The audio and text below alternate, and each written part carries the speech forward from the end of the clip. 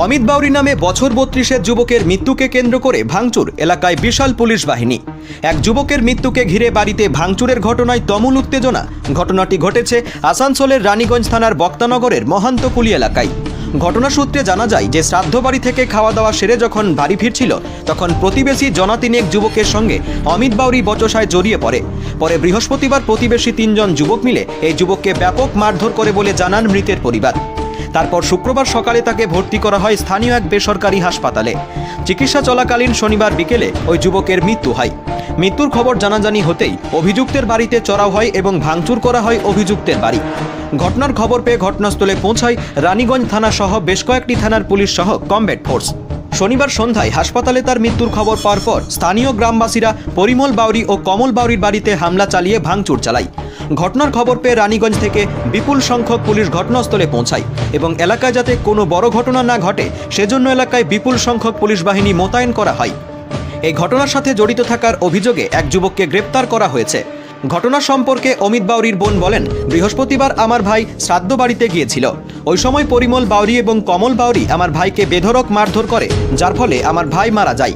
তিনি আরও বলেন, অমিত বাউরি বিবাহিত এবং তার একটি সন্তান আছে, তার দেখাশোনা কে করবে? আমি প্রশাসনকে বলতে চাই যে তাকে কঠোরতম শাস্তি দেওয়া উচিত।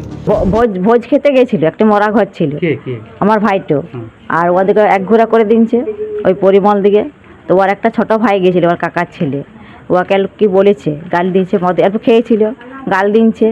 দিয়ে ওই গালটা ওর ছোটো ভাইটা ঘরে এসে লাগাইছি, লাগাই পরে দিয়ে ও ওখানে শুয়েছিল মন্দিরে। আমিও দেখে এলাম যে শুয়ে রয়েছে। বৃহস্পতিবার 3টার সময়, দুপুর 2:30-3টার সময় হয়েছিল। ঘটনা জল পড়ছিল, সবাই ঘরে ঘুমাচ্ছিল। আমি কি করতে গেলাম বাইরে, দিয়ে দেখছি আমার ভাইটা শুয়ে রয়েছে। শুয়ে রয়েছে তো আমি এখানে বসলাম। আমার বড় ছেলেটাও দেখেছে, বড় ছেলেটা দেখে পরে ও দৌড়ে আসছে, ওখানে গাল দিয়ে দিই। আমরা এই কাকে গাল দিচ্ছি না, বলছে মামাকে মারছে গো, মামাকে মারছে গো। তখন ওখানে একটা দিদিমা ছিল, একটা বৌদি ছিল, ওর আমরা দৌড়ে গেলাম। আমি বললাম যে হ্যাঁ রে এরকম করে মারছে কেন? তো ঘরে বলতে পারতো, গাল দিনছিল, ইয়ে করেছিল।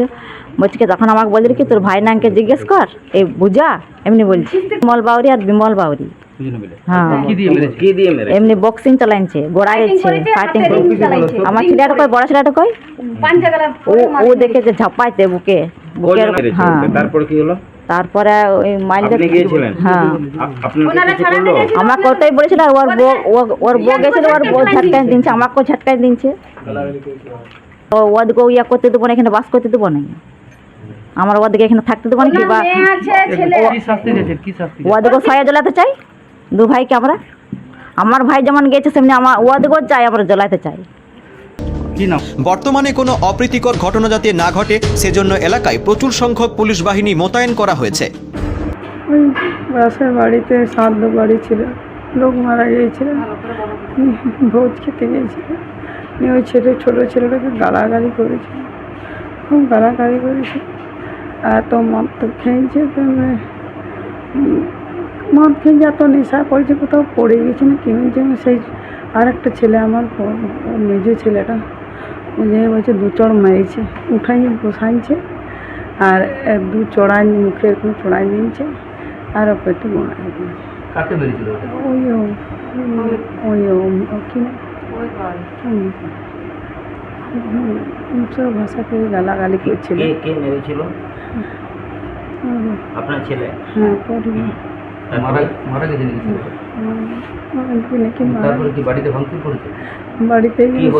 বাড়িতে সন্ধ্যেবেলায় এই গোটা মহল্লা, গোটা পাড়ার লোক এসে একদম সব ভাঙতে, আমি দরজা লাগিয়ে দিয়েছিলাম।